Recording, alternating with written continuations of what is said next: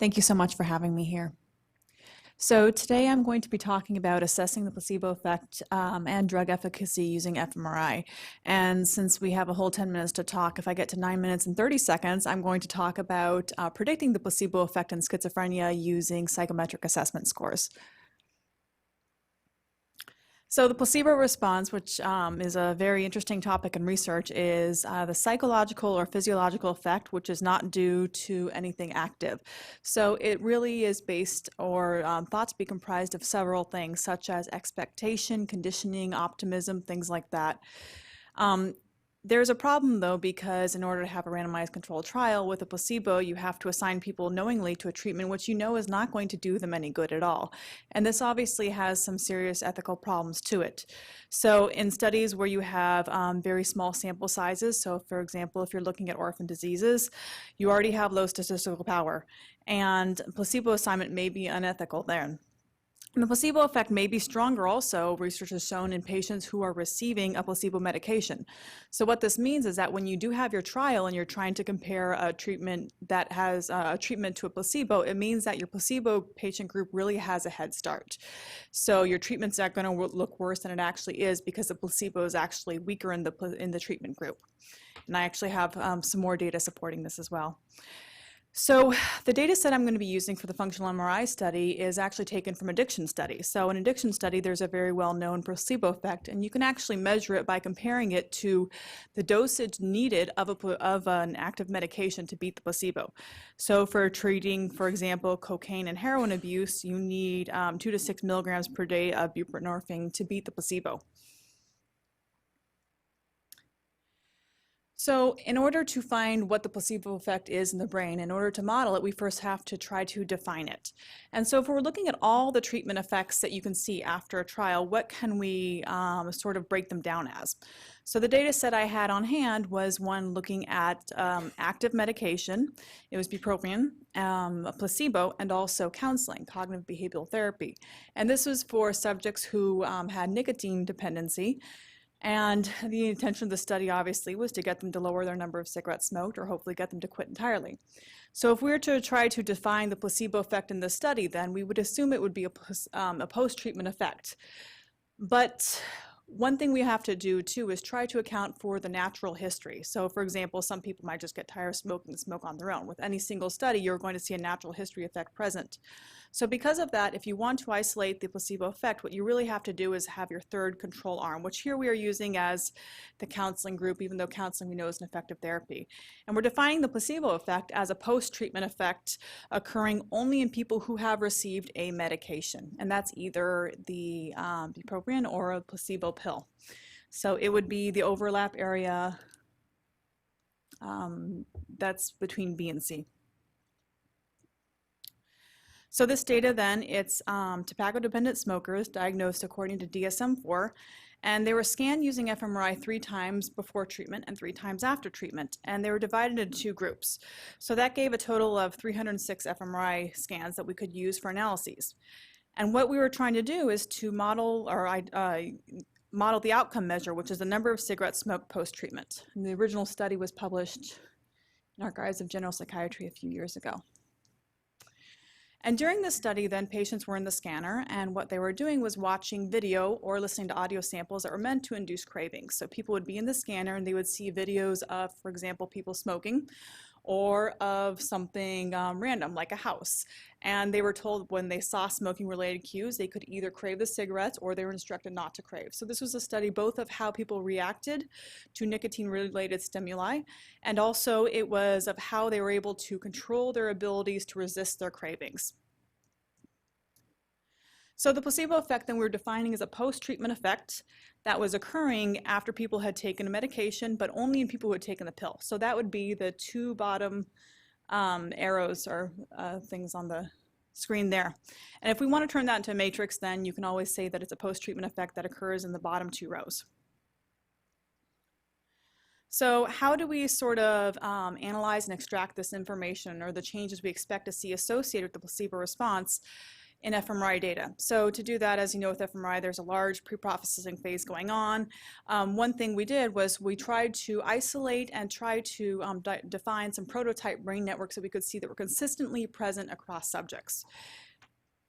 And so they end up looking something like this when we projected them into MNI space, and this is using a standard atlas. So we came up with roughly about 20 average networks we saw present across the total trial. And what we wanted to do then was try to identify which brain networks seemed to be more present or less present after people had taken some sort of pill, but not before and not post-treatment, in people who had received only counseling. So we're looking for the brain networks that occur just in that little area right there. So what we did then was we profiled each fMRI scan using the frequency of these 20 networks. And we wanted to use the frequency to predict whether a single scan was from what we call the placebo condition. So has someone taken a pill and are they post-treatment? And so this was modeled using mixed effects logistic regression model, and subject ID was included as a random effect because there's multiple scans from each subject. The independent variables were the profiles of the brain networks they had, and the dependent variable was whether or not they were from the placebo state. The scan was from the placebo state. And then using this, we had an estimate of what the placebo response was for this subject. And basically what we did is said, what is the probability that this scan is in the placebo condition, and what is a change in this probability before and after treatment? So this measures approximately how strongly an individual changes to placebo state before and after treatment. Well, what this measurement is really, though, is just a fitted value. And what we need to do is verify it and see if it actually has any predictive power. Actually, before I'll discuss what the measurement actually looked like, though. So as I mentioned earlier, we saw that the placebo group seems to have a head start. It seems to be stronger. The placebo effect seems to be stronger within the placebo group. And this is actually something we saw here. The placebo-related brain changes we saw were actually stronger within the placebo group than the treatment group, even though the model was completely blind to whether or not someone received a real or fake medication. So then we want to validate it then. And so we have this sort of measure of what we expect to see the placebo-related brain changes occurring. Does this actually predict the treatment response? Because if it doesn't predict the treatment response, then it's really functionally useless. So what we did is we tried to take this measure we had within subject and see whether it actually predicted the treatment response above and beyond knowing the treatment group alone. So for example, if I already know somebody's treatment assignment, if I know they were taking an active medication, does incorporating my fMRI placebo measure actually give me any information of what their treatment response is going to be? And what this really goes into is whether or not our measure has any power above and beyond knowing what we already know anyways. And it turns out it does. It turns out it's significant in predicting what the treatment response is above and beyond knowing the medication assignment alone. And it also looks like, too, that the placebo response is associated with an increased smoking levels. And this goes back to the issue of there being a possible interaction effect, that when people have strong placebo response, it can detract from the effect of active treatments. So then the preliminary results have shown similar changes, and we tried validating this in a separate data set. This was looking at a crossover study of women being treated for IBS. And so what we wanted to see was whether or not we could identify some sort of similar brain changes in patients when they were taking placebo instead of taking active medication. If it was the same sort of trend where these placebo networks seemed to be more active in the placebo treatment part of the trial than the active. And we were able to find that there were similar changes present. We also wanted to look at the effects of artifacts, because in fMRI, you're not capturing the direct neural signal, you're capturing an indirect bold measure of the level of oxygenation changes in the blood. And so because of that, you have a lot of cardiac and respiratory artifacts that are going to be naturally present. Well, there's a little problem with this, because when you are looking at something like the placebo response, it also has changes. It's supposed to be a calming influence in which you would expect to see things like changing your cardiac and respiratory rates. Also, this is a smoking study because when people start smoking, as you know, their blood pressure and their cardiac rate is going to be changing a bit too. And so because of this, what we found out was that when we tried removing every single physiological artifact, you weren't able to find a good measure of the placebo effect using fMRI. But in conclusion, we do conclude that the placebo response may be measurable using neuroimaging. Now this is the 35-second second half of the presentation. So one thing I was also looking at then is in schizophrenia, can you predict how patients are going to respond to antipsychotic medications. And this is interesting because you'd expect with schizophrenia there would be a lot of disorganization going on, and you would not expect to see any sort of way to predict the placebo response in those patient groups. So we had a model that we built where we built a model within the placebo group using their baseline PANSS scores, disease severity, what was their level of hallucinations or blunted affect, and we used that in the medication group to predict what their placebo response was.